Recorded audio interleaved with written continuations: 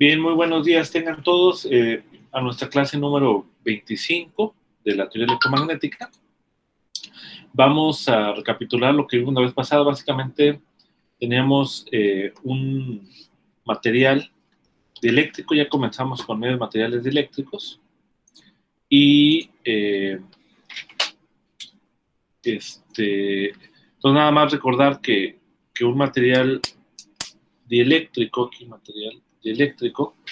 es un medio que no apantalla el campo eléctrico externo que está actuando sobre el dieléctrico, ¿no?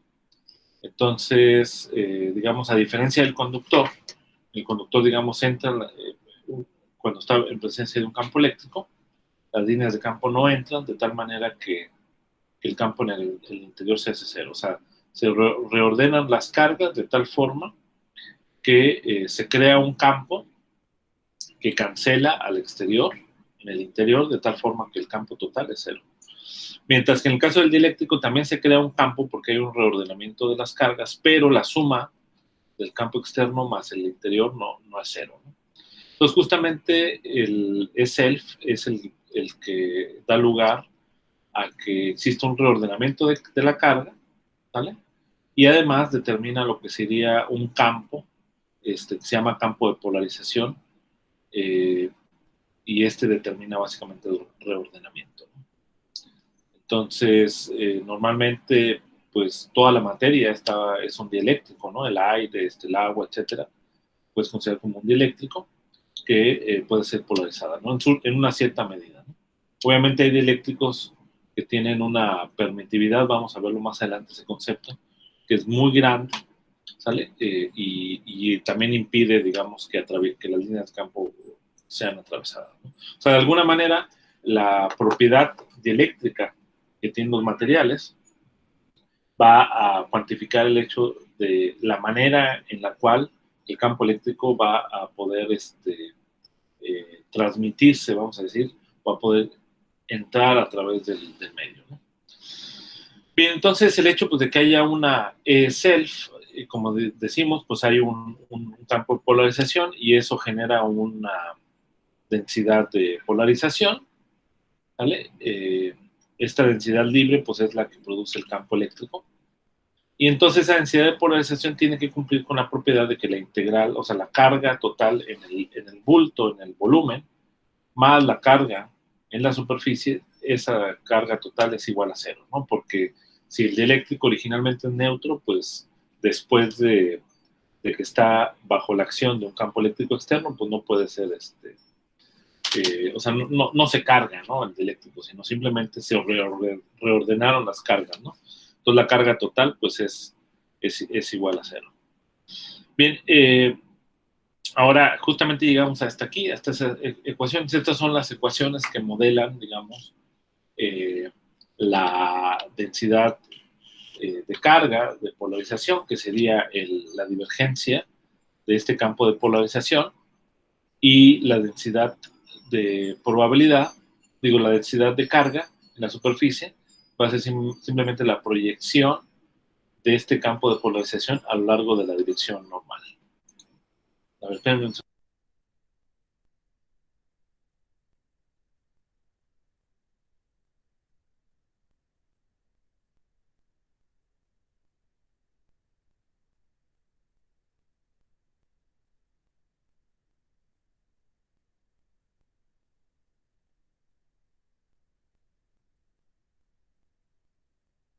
Muy bien, entonces ahora la idea es tratar de entender un poquito más este campo de polarización y dar las ecuaciones que describe el campo eléctrico producido por un material que está polarizado, ¿no? O sea, una vez que yo ya polaricé mi material, pues a mí me gustaría saber cuáles son las ecuaciones que describen el campo eléctrico, el potencial eléctrico debido a esa polarización. Entonces vamos a comenzar con eso.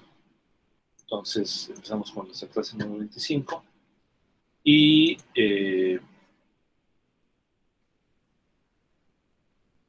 empezamos con eso, ¿no? Y bueno, eh,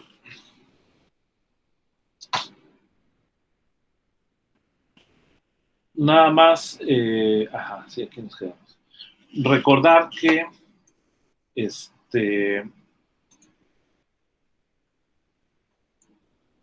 nada más recordar que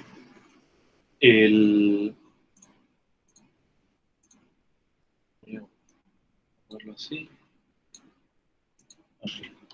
Nada más recordar que el campo de polarización no lo puedo, o sea, si yo conociera, digamos, la densidad de polarización, la densidad de carga, ¿sale? Pues yo no puedo determinar todo el campo de polarización porque nada más tengo la divergencia, ¿no? Necesito algo más que sea el rotacional, ¿no? Para poder determinar de acuerdo con el teorema de Helmholtz. Entonces, digamos, en ese sentido, P, pues no lo tenemos completo, ¿no? Bien, uno puede calcular, digamos, o tratar de darle un sentido a lo que sería el volumen de la integral del momento del campo, ¿no? Entonces sería la integral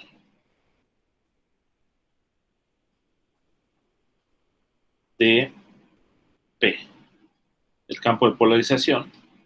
Entonces la integral de P, pues, pues esta, digamos, vamos a tomar la componente k'ésima en el volumen, ¿no? Voy a integrar en el volumen,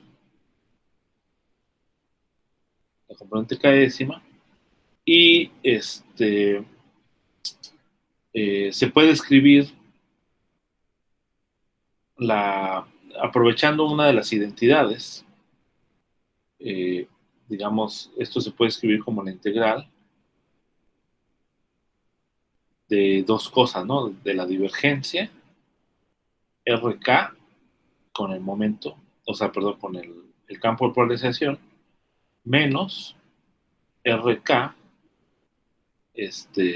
por la divergencia. ¿Por qué? Porque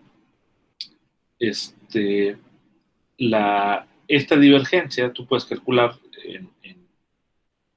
usando los índices, por ejemplo, que esto va a ser IRKPI, pues vas a tener dos términos, uno que va a ser delta IK por PI, que es justamente este primer término, y luego el otro término va a ser justamente RK divergencia de P, ¿no? Que es justamente cancela con este término. Entonces, en efecto, esta de acá es una manera equivalente de escribir PK, pero aquí podemos aprovecharnos de que, por ejemplo, esta es la divergencia, entonces puedo utilizar el teorema eh, de Gauss, ¿no? Que se puede utilizar.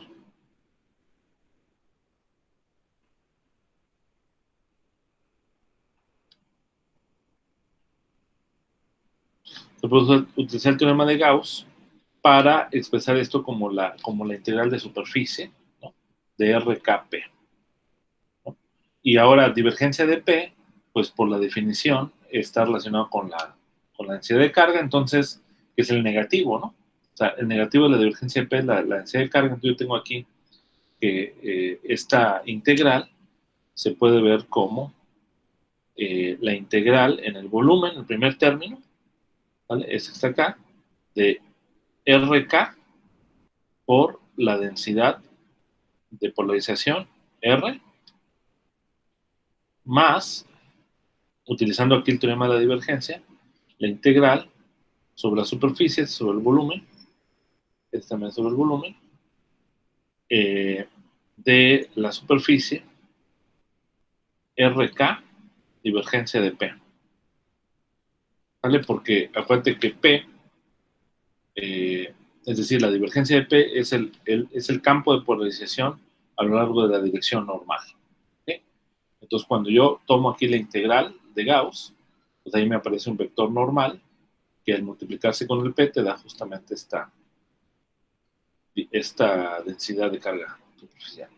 Entonces, claramente, ¿esto quién es? ¿Esto cómo lo podemos definir? A ver, ustedes díganme qué cantidad es lo que está involucrada aquí. O sea, ¿qué es lo que corresponde? ¿A qué cantidad física corresponden estos términos? A ver, vamos a ver, así al azar. Christopher.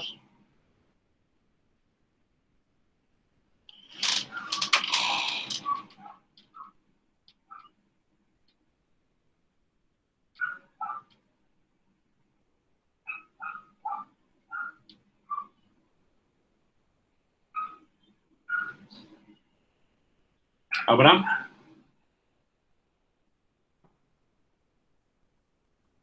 ¿En el volumen también involucra la superficie o es como que están separados? No, están separados. Digamos que por un lado tengo la integral en el volumen de RK por ρ, y luego tengo más la integral de superficie RK sigma P. Pero esta cantidad ya la habíamos visto. ¿Cómo está definida? O sea, es decir, ¿qué cantidad física es la integral de la posición por la densidad?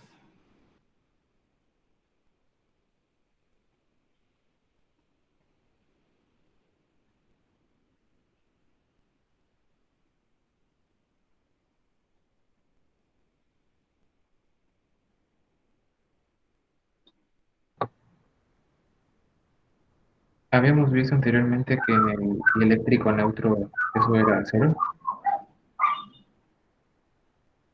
¿Un dieléctrico neutro qué? En el dieléctrico neutro esa suma sería cero, ¿no? Ajá, pero con RK, o sea, aquí ya tengo RK ahora, ¿no? O sea, aquí ya tengo RK, entonces, pues ya no es cero. Pero este de acá, ¿quién es? Lo acabamos de ver hace una semana, yo creo. O sea, esta cantidad pues, es el momento dipolar eléctrico. O sea, este término es la densidad de carga y este R pues es el desplazamiento. Entonces, esto es justamente el momento dipolar eléctrico de esta distribución de carga. Ahora, como también tengo carga en la superficie, pues esto también contribuye al momento dipolar eléctrico. ¿Ok? Entonces, no es otra cosa más que el momento dipolar eléctrico. Entonces, en ese sentido, pues todo esto de acá, pues simplemente es P. ¿Vale? Es el momento dipolar eléctrico, ¿no? Entonces, por esta razón, como tiene estas propiedades, este, cuando se trató el estudio de la materia dieléctrica desde todo el siglo anterior, Lorentz planteó un modelo de Lorentz,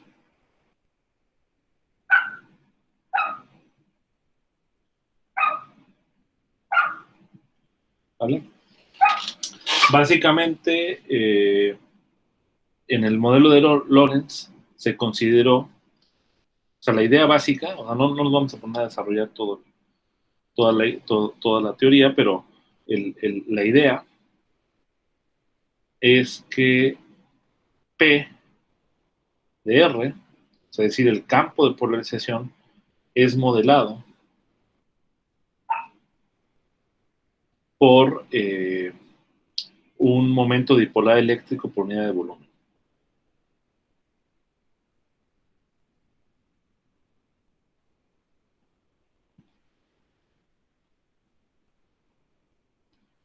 Por unidad de volumen.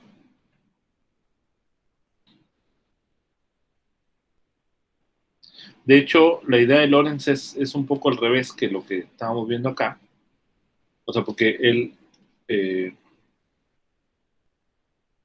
supone esto y entonces después llega a las ecuaciones que describen el momento dipolar, ¿no? ¿Cómo se llama? El campo de polarización, ¿ok? O sea, este campo de polarización, de hecho aquí debería escribirlo así. como una P grande en el volumen. Entonces, pues tiene sentido, digamos, porque este P, que es el campo de polarización, lo puedes ver como el momento dipolar eléctrico por unidad de volumen, ¿no? Entonces, en ese sentido, es correcto, ¿no? Sin embargo, hay una teoría moderna.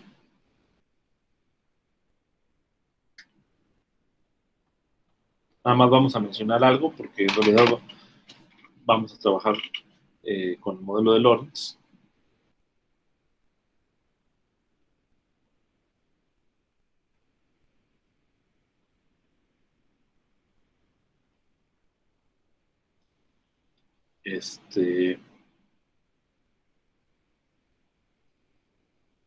El modelo de Lorentz fue desde 1902, imagínense.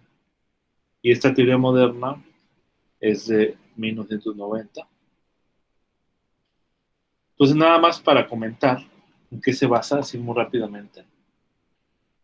Básicamente, hay una observación, y es que lo que se tiene es que la densidad de carga de eléctrica, ¿no? O sea, esta densidad de carga, o sea, hay dos observaciones. Uno, esta densidad de carga es menos gradiente de P. ¿Vale? O sea, este es el primer punto. Entonces, esto quiere decir que P, ¿no? Pues obviamente el hecho de que yo calcule aquí la divergencia, eh, la divergencia de P, ya sabemos, no tiene toda la información de P. Por el teorema de Helmholtz, como habíamos visto, para poder determinar un campo vectorial hasta una traslación y una rotación, necesito dar la divergencia del campo de polarización y necesito dar el rotacional. Entonces quiere decir aquí simplemente que P tiene más información que Rho.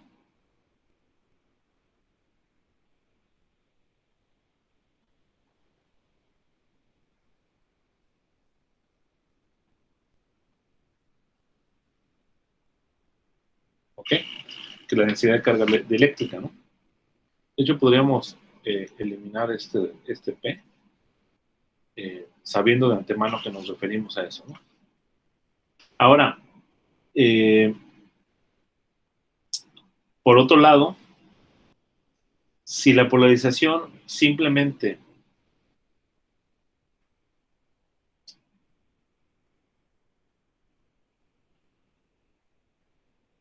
es momento dipolar, ¿vale? Por unidad de volumen, ¿sale? Pues quiere decir que la densidad de carga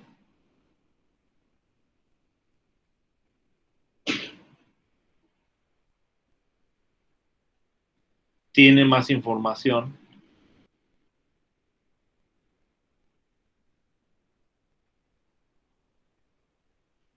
que, que, que P, Rho. O sea, aquí está la contradicción, ¿no? Porque, pues claramente, de acuerdo a lo que vimos en las semanas pasadas, tenemos la expansión multipolar, ¿no? La expansión multipolar básicamente es una expresión en cómo se comportan los campos cuando yo veo a una distancia lejana, digamos, a la distribución de carga, y la distribución de carga va definiendo cada uno de los momentos dipolares, ¿no? Define el monopolo, define el dipolo, el cuadrupolo, etcétera, ¿no? Todos están en términos de Rho. Entonces la distribución de carga tiene toda esa información, pero si la polarización solamente es el momento dipolar por unidad de volumen, pues entonces quiere decir que Rho tiene más información, ¿sale? Entonces aquí entra en contradicción con el hecho de que P tiene más información, entonces ahí hay como una ambigüedad, ¿no? Esta paradoja aparente, ¿no? Pues básicamente se resuelve cuando uno introduce en mecánica cuántica el hecho de que ρ es el cuadrado de la función de onda, y entonces en efecto ρ como una densidad de probabilidad, eso básicamente resuelve el problema, ¿no? Y el punto es que P en este caso contiene más información que ρ, porque en cierta forma, o sea, la polarización, ¿no? Sí contiene más información que ρ, porque de alguna manera la polarización contiene información cuántica que no, que no contiene ρ, ¿no? Y que ante esta divergencia, digamos, desaparece. Pero bueno, esas son ideas que no quedan claro aquí, como quiera, porque pues, no estamos introduciendo ningún formalismo cuántico, ¿no? Pero ese es el hecho, ¿no? Entonces, el hecho es de que tiene que ver con la mecánica cuántica, ¿no? Y también con mirar ahora la polarización no como Lorentz, en términos este, de momentos dipolares con respecto al volumen, sino considerar que hay una corriente de polarización, corriente,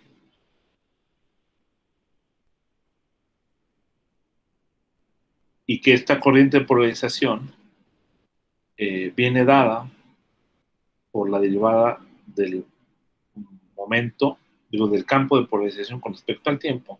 O sea que en general, en otras situaciones, vas a tener justamente que el campo de polarización varía con respecto al tiempo, ¿no?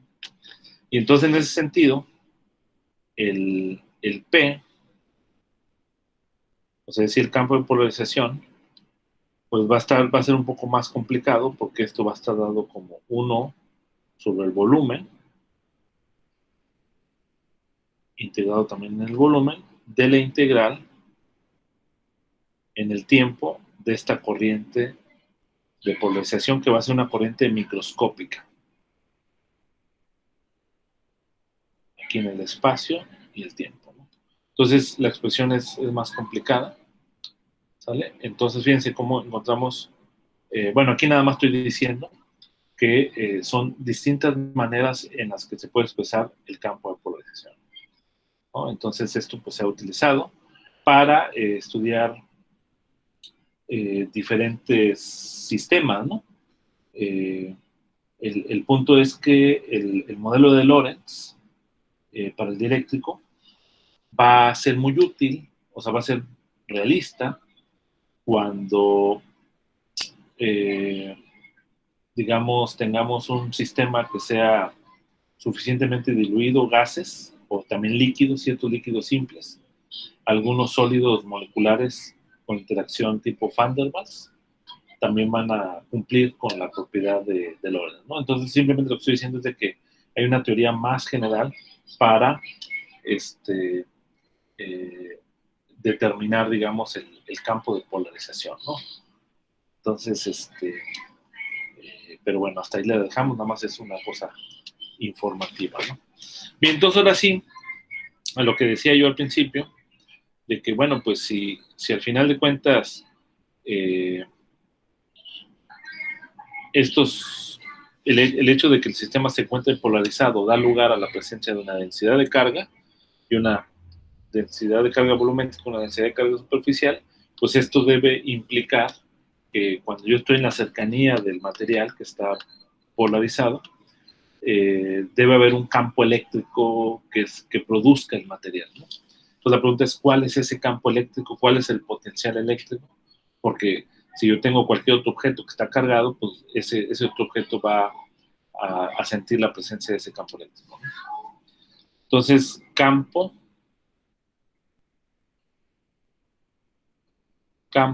producido por la materia polarizada, ¿no?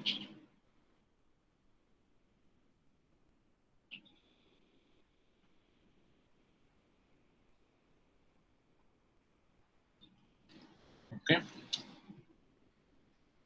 Campo producido por la materia polarizada. Entonces,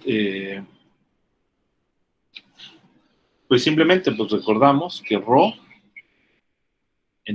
para la materia polarizada, aquí además me considero la densidad polarizada, es divergencia del campo de polarización, ¿no? Entonces aquí vamos a partir de la idea de que independientemente de quién produzca el campo de polarización, simplemente esta es la idea correcta, ¿no? O sea, es decir, no vamos a considerar ningún modelo que dé lugar al campo de polarización, ¿no? Simplemente es el campo de polarización, sea como sea producido, ¿no? Y también tenemos que la densidad superficial es la polarización proyectada a lo largo de la dirección normal, ¿no? Entonces aquí tengo yo mi material polarizado, ¿no? Acá está mi polarización, y pues tengo la dirección normal, ¿no? Entonces, si hay contribución en este producto punto, pues va a haber una distribución de carga, ¿no? Por ejemplo, aquí claramente hay, no, es normal, acá, ¿no? Aquí claramente hay, en esta parte tengo que sacar la proyección, a lo largo de dirección normal, etcétera, ¿no? Y hay puntos, hay regiones, por ejemplo aquí, si el campo de polarización está en esta dirección, hay regiones como esta, un vector normal así, pues va a ser perpendicular al campo de polarización. Entonces aquí en esta parte no va a haber carga, ¿no? En esta región no va a haber carga, pero en toda esta parte va a haber carga, ¿no? Bien, entonces, ¿cómo determinamos? Una vez que yo ya tengo especificado, digamos, el campo de polarización, ¿cómo determino el potencial eléctrico? Primero,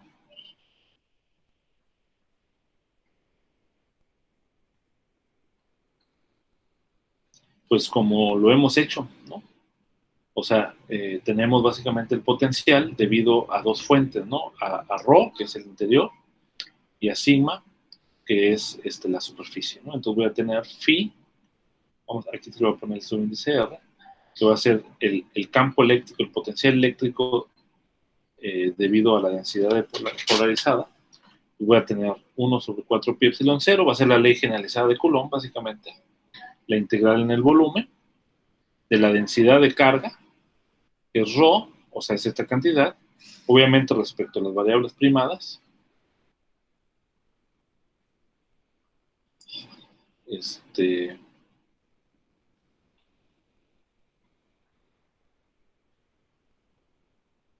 dividido entre R menos R', ¿no? Y luego también tengo una contribución, que la voy a escribir aquí abajito, para que quepa bien, una contribución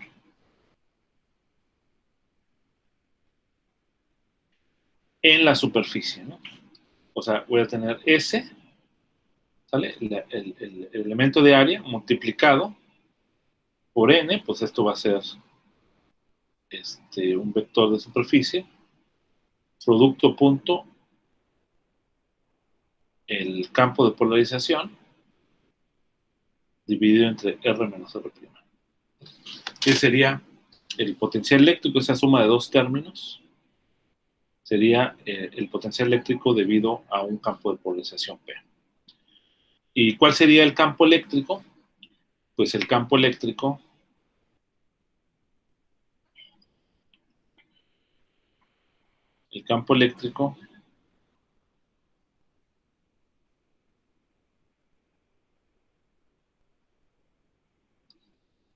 sería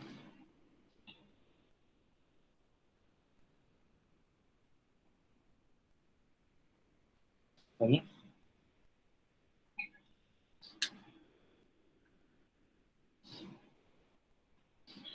Básicamente el campo eléctrico sería como sigue, ¿no? O sea, es igual, ¿no? O sea, la misma expresión, usamos la ley generalizada de Coulomb, y entonces el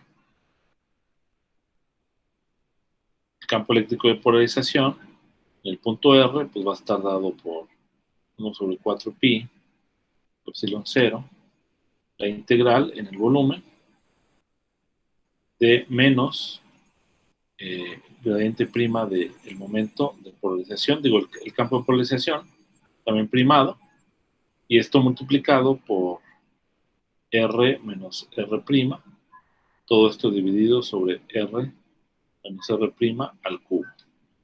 Y luego tenemos una contribución debido a la superficie, ¿no? Igualmente, 1 sobre 4 pi epsilon 0, la integral en la superficie, producto punto con el campo de polarización, ¿sale? Esto de acá es la densidad, básicamente, de polarización, multiplicado por el carácter vectorial del campo,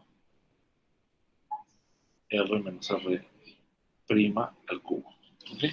Esas serían las dos expresiones que tendríamos para el campo potencial eléctrico y el campo eléctrico. Bien, una expresión particular, y yo creo que casi con eso vamos a terminar, es la situación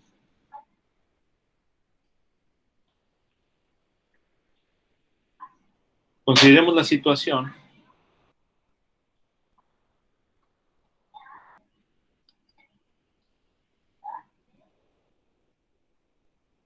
donde no hay densidad de carga volumétrica.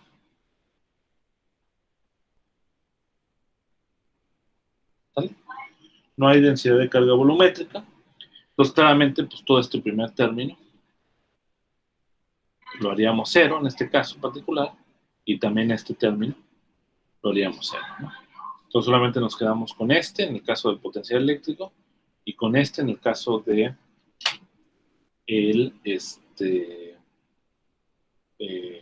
del campo eléctrico. Ahora, en el caso del campo eléctrico, uno puede aprovecharse del teorema de Gauss. Aprovechamos el teorema de Gauss.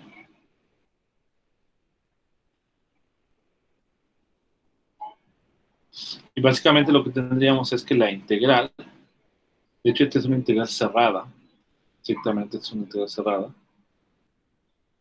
sobre todo el dieléctrico. Bueno, es sobre todo la superficie, ¿no? Entonces, la integral cerrada, en el caso del teorema de Gauss, sobre la superficie de un campo vectorial A, por el teorema de Gauss, es igual a la integral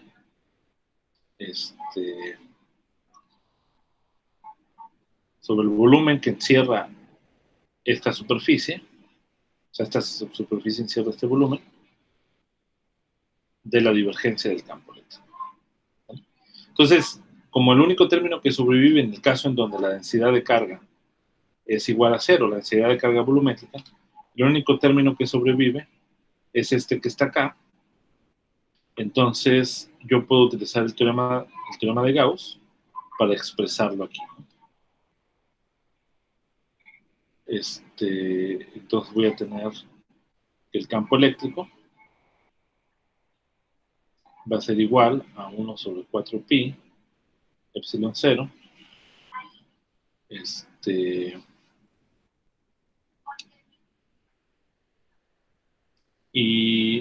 Pero fíjense, aquí hay que ser cuidadosos, porque aquí tengo un carácter vectorial. Y acá la divergencia, ¿sale? Es con el índice de P, ¿no? Porque el P es el que está proyectado en la dirección normal de la superficie. Entonces, voy a tener, o sea, digamos, es como si yo agarrara aquí el teorema de Gauss, escribiera esto de 3R. O sea, esto tiene un carácter vectorial aún así, ¿no? Que es este. Este P está conectado con este, pero además tiene un carácter vectorial. Entonces yo lo puedo escribir algo así como R derivada K a K, ¿no?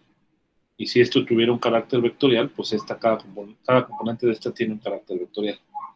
Entonces esto de acá sería lo mismo que la integral en el volumen de todo el dieléctrico de la divergencia de K, PK, y aquí el carácter vectorial, R menos R' sobre R menos R' al cubo. ¿Vale? Y esto obviamente es primado todavía. Primado. ¿Okay? Ahí todavía sigue siendo primado, pero podemos hacer el truco de siempre de hacer un cambio de variable para cambiar, ¿no?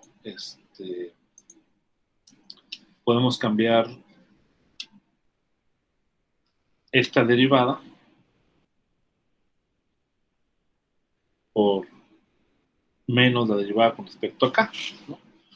Porque acuérdense que es lo mismo, ¿no? Como otras derivadas que hemos hecho, la derivada con respecto a la primada es lo mismo, pero con un signo menos de la derivada con respecto a la no primada. Y eso hace que esta derivada pueda salir de la integral, ¿no? Ahora, si el pk cumple con la propiedad de que la divergencia de P es igual a 0, significa que P pues, es constante, ¿no? Básicamente. Entonces, en el interior del volumen, esta P va a ser igual a una constante, entonces este de acá también puede salir de la integral, y eso implica que EP de R yo lo puedo escribir como un signo menos, en efecto, que viene de aquí de esta derivada, de P, que son las componentes del campo de polarización, punto el gradiente, que es este gradiente, pero ya sin el primado, de la cantidad, que sería 1 sobre 4 pi epsilon 0, la integral de 3R' de esto que queda aquí, que sería R menos R', R menos R' al cubo. Ahora, pero esta cantidad, ¿quién sería? A ver, alguno de ustedes, ¿a qué correspondería esta cantidad? ¿Cómo la interpretan esa cantidad? La que estoy poniendo con la llave en rojo. A ver, ¿alguno? Jesús.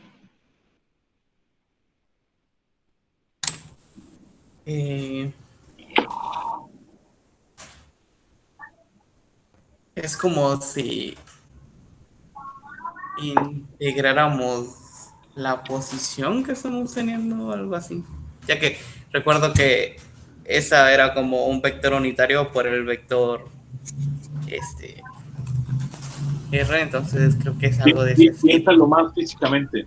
O sea, físicamente, ¿a qué correspondería esta cantidad? Ok.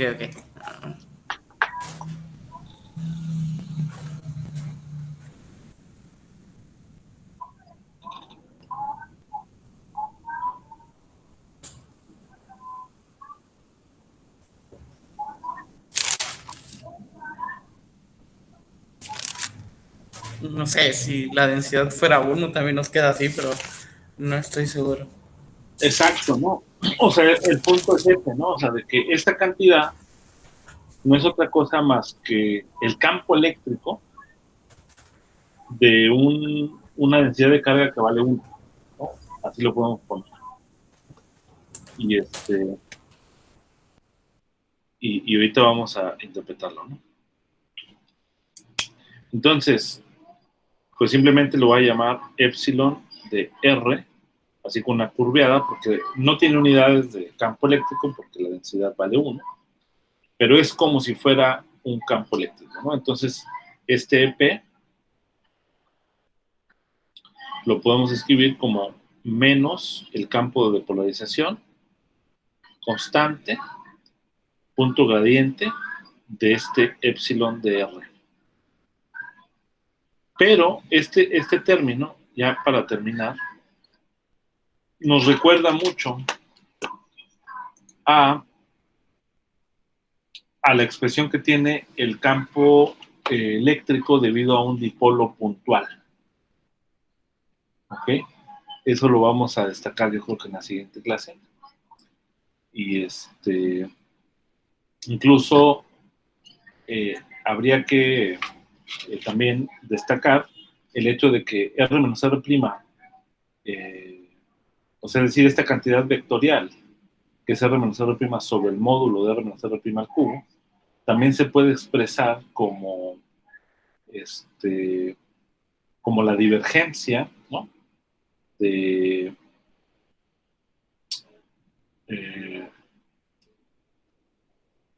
habría creo que es el gradiente más bien, el gradiente de 1 sobre R menos R', ¿no? Entonces aquí puede haber algunas simplificaciones todavía que se pueden, o algunas otras representaciones, ¿no? Se pueden destacar.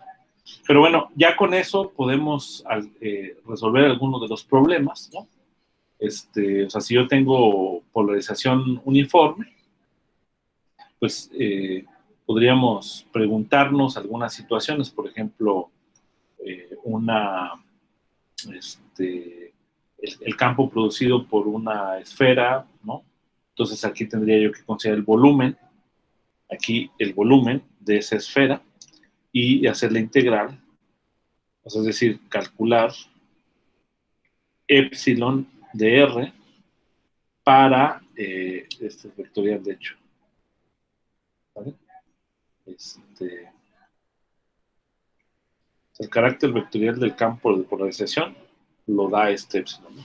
Entonces, aquí el mensaje es, dado cualquier material, ¿vale? Que está polarizado pero uniformemente, o sea, aquí voy a tener aquí una polarización uniforme, aquí por sencillez la puse en la dirección Z. Entonces, el problema se va a reducir a calcular esta integral en este volumen, lo cual puede ser complicado, ¿no? Porque el volumen pues puede ser que no sea simétrico, etcétera, y eso puede complicar las cosas, ¿no? Entonces, si yo tengo una esfera, pues es muy fácil calcular esta cantidad en el volumen, especialmente con la analogía que ahorita acabamos de observar, de que cuando ρ, que si tomo yo ρ igual a 1, pues esto de acá es el campo eléctrico de una densidad de carga igual a 1. Entonces, para el caso del volumen, es como si fuera una densidad constante que yo saco, ¿no? En todo el interior, ¿no? Y ya sabemos cómo calcular ese tipo de cosas utilizando la ley de Gauss, etc. Pero bueno, yo creo que ese ejemplo lo vamos a hacer la siguiente clase. Y pues con esto terminamos por hoy. Y también en la siguiente clase veríamos cómo son las ecuaciones ya generales de la electrodinámica, bueno, en este caso de la electrostática todavía, pero cuando tenemos medios materiales dieléctricos, ¿no? Cómo se modifican las ecuaciones es importante, porque ahora la noción de campo eléctrico no va a ser suficiente, sino vamos a dar una más general, que se va a llamar, que es un campo auxiliar o campo eléctrico de desplazamiento, ¿no? Que también se introdujo al principio, ¿no? En la introducción.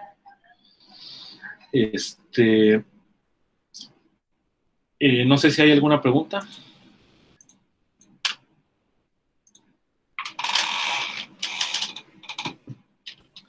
Ya con mi parte, ¿no? Terminamos. ¿Alguien que quiera hacer algún comentario? Christopher.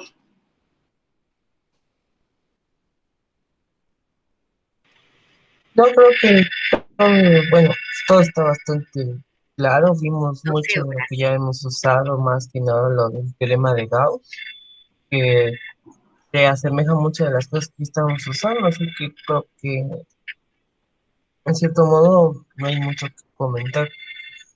Y pues para así dar un criterio más exacto sería volver a repasar todo, porque hay algunas cosas que, como ya las vimos muy atrás, tendríamos que tenerlas muy, muy en claras para entender al 100% este tema. Ok. Bien, bueno, pues si no, pues ahí le dejamos entonces. Y